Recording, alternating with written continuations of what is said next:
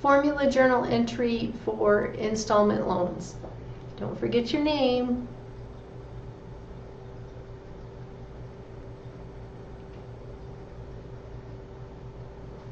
And then a description for the installment loans would be loans for automobiles, houses, or personal loans. Anything where you receive a large chunk of money at the start and make regular fixed payments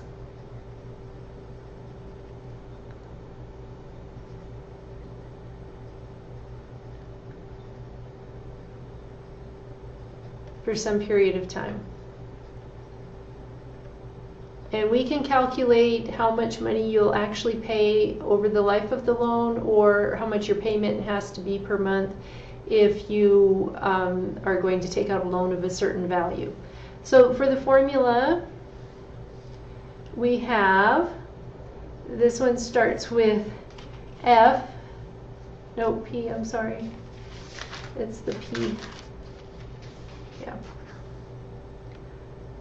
The formula starts with P, which is a little bit backwards from what we're used to, equals F times little q times the quantity q to the t minus 1 all over q minus 1.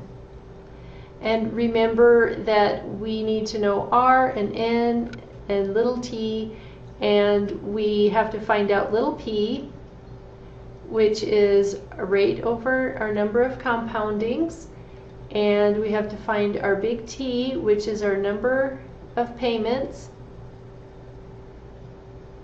And you can always take your N times your T to get that if you're not quite sure what that is. And then the Q was special, was 1 over 1 plus little p. And remember, we start off by calculate our little p, and then the q, and the t if you need to find out what the t is if you don't know. Then plug in to big formula, use store and recall,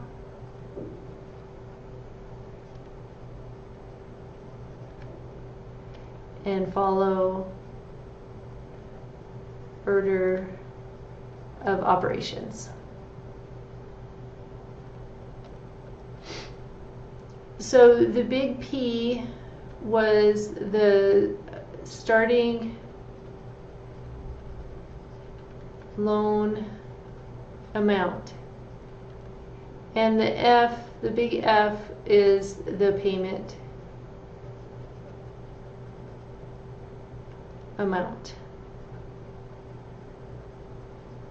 And that'll help you if you get stuck on which goes where. So it's backwards from how we're used to it, but in terms of where the letters are, but the larger amount does go on the left and the smaller payment size goes on the right.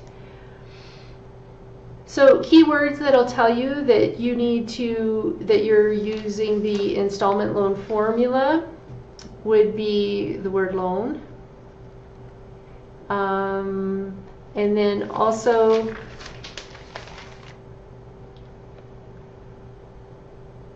you would have payments,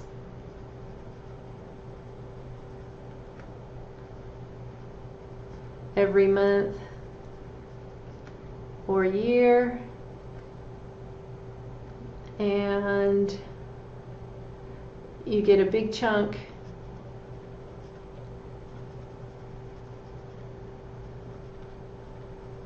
at the start.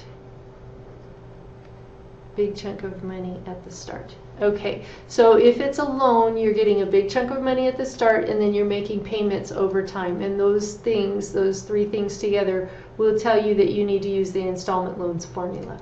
Let's look at some of the problems that you need to do for this formula journal entry. The first one is Ned owes his mother some money. Ned plans to pay her back with $50 per month for the next 60 years.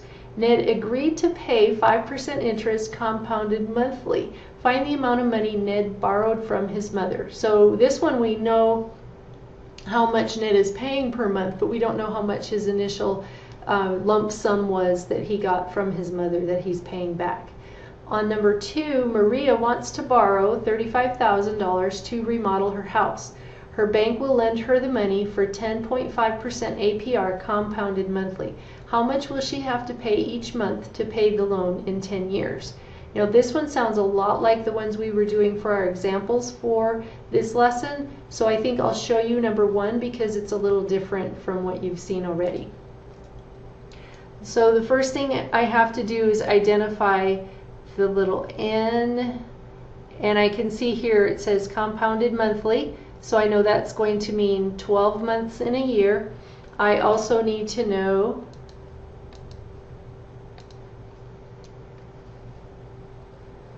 the amount of time, so it's 60 years, so 60, and then the rate I need to know is 5%, and I can write that as 0.05. And then I know the amount of money that he's paying per month, and so that's the F in this formula. The F is going to be the $50. And I think I wrote down everything that was given to me, so now I just need to start calculating some things.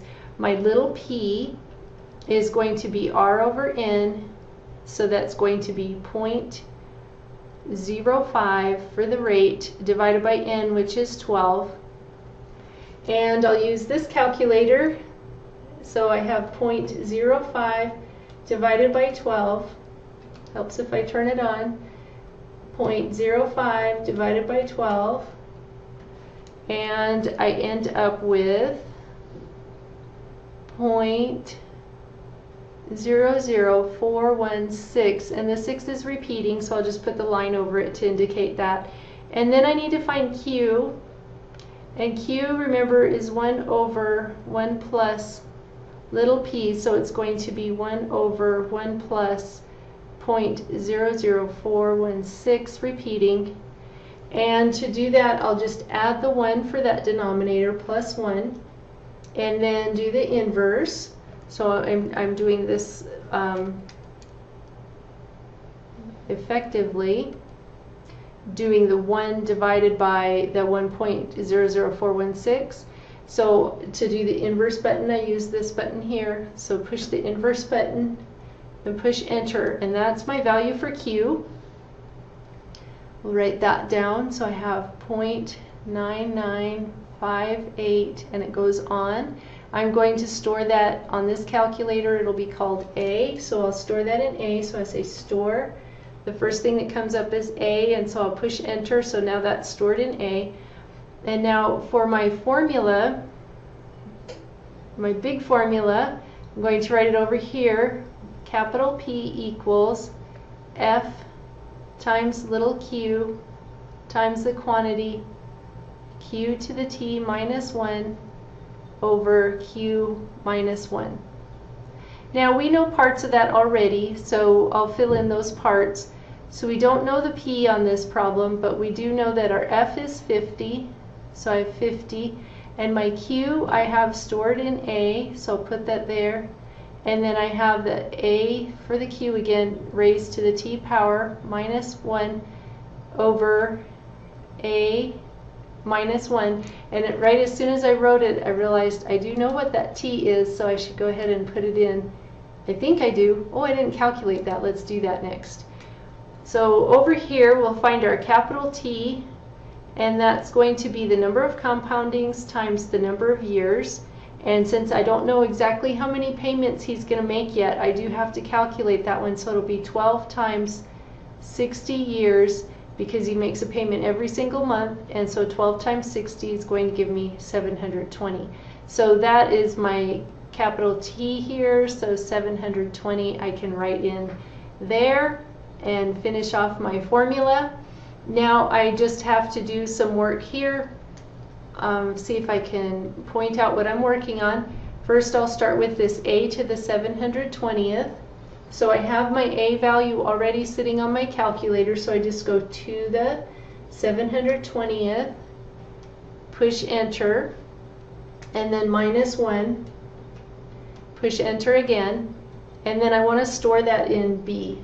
So I'll say store and slide over one to B and push enter, so that one is stored in B. So now I have 50 times whatever is in A, which was my Q, remember, and then I have B, and then I'm going to calculate down here for the denominator, and this one was 0.9499, and it was a negative. Let's figure out, that's stored in B, so let's figure out what I have for the denominator. So it's the whatever's in A right here, whatever's in A, take away 1. So that was my Q, remember, so I'll do recall A. I think I stored an A or something. Let's try one more time. Yeah, I did, I stored it in A. Let's see.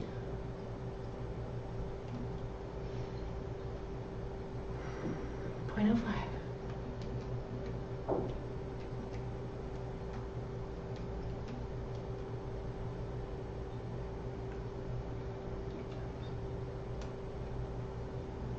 Store that in A. So there's my correct A, okay. So we need to pick up from here. So I'm going to do that. A, what I have in A, which was my Q, -1. So I do recall A -1, and there I get the negative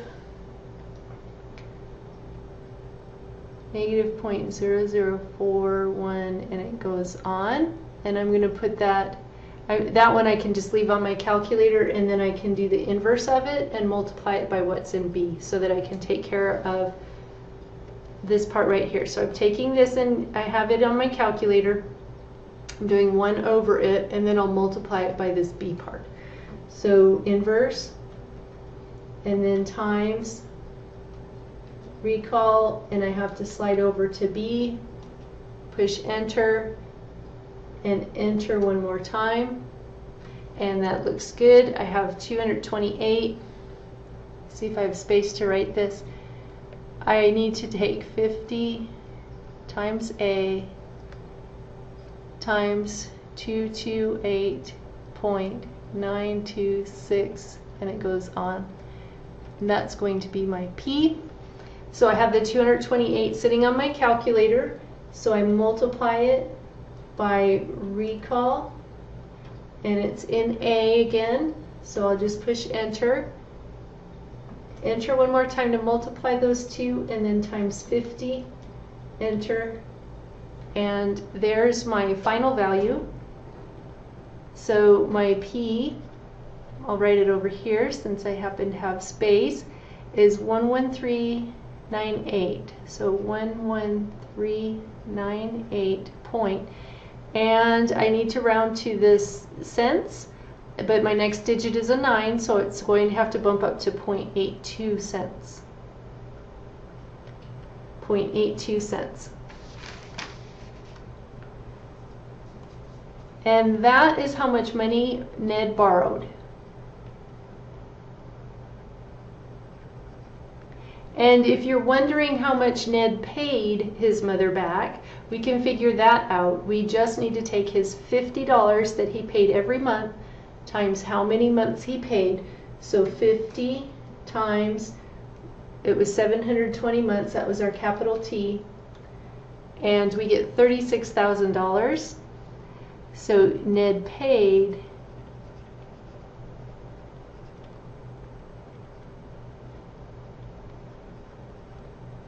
$36,000. So he borrowed $11,398 and he paid 5% interest for 60 years. So it was quite a big bunch of money that his mother got back in the end. So the moral of the story is don't borrow from family. You go ahead and do number 2. Remember, these need to be finished, written out, and scanned and emailed to me or faxed to me so that I can see them and give you a grade for them.